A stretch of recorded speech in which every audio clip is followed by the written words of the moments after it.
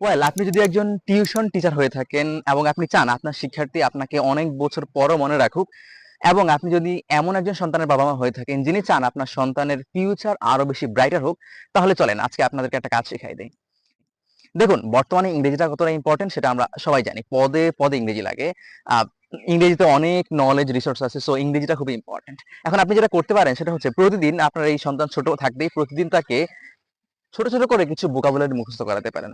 আমি যেমনটা করি আমার স্টুডেন্টদের সাথে, লাইক প্রতিদিন 10টা করে, 15টা করে, তার ক্যাপাসিটি অনুযায়ী সে যতটা আহ, শব্দার্থ মুখস্থ করতে পারবে রেগুলারলি।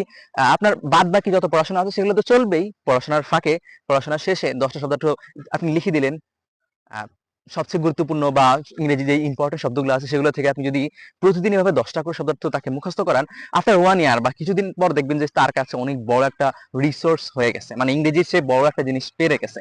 ধরেন ভাষাকে যদি আমরা একটা বিল্ডিং এর সাথে তুলনা করি, লাইক ইংরেজি ভাষাকে, সো এই ভোকাবুলারি বা শব্দগুলো হচ্ছে আসলে ভাষার ইট। সো ইট গুলো আপনি যদি কালেক্ট করে রাখেন, জাস্ট যে কোনো সময় এসে কোনো শিক্ষক বা মিস্ত্রির কাছে গিয়ে এটাকে জয়েন্ট করে আহ গাঁথুনি দিয়ে বিল্ডিং এ পরিণত করা যাবে। লাইক এখন যদি আপনার কাছে রিসোর্স বা ভোকাবুলারি শব্দার্থ মুখস্থ করে থাকে, সে পরবর্তীতে কোনো সময় যখন প্রয়োজন হবে তখন সে এগুলোকে ইউজ করে বিল্ডিং বা ভাষায় রূপান্তরিত করতে পারে। সো এখন প্রশ্ন হচ্ছে আপনি এই ইম্পর্টেন্ট শব্দগুলা কিভাবে কালেক্ট করবেন।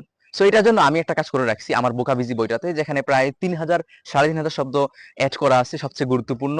সো এই বইটা থেকে আপনি চাইলে পড়াতে পারেন আপনার সন্তান বা আপনার শিক্ষার্থীকে প্রতিদিন 10টা 15টা 20টা করে। আর এই বইটাতে আরো বিস্তারিত দেওয়া আছে এই সম্পর্কে। সো বইটা কিভাবে সংগ্রহ করবেন অফার সহ জানতে কমেন্টে দেওয়া লিঙ্কে ক্লিক করুন।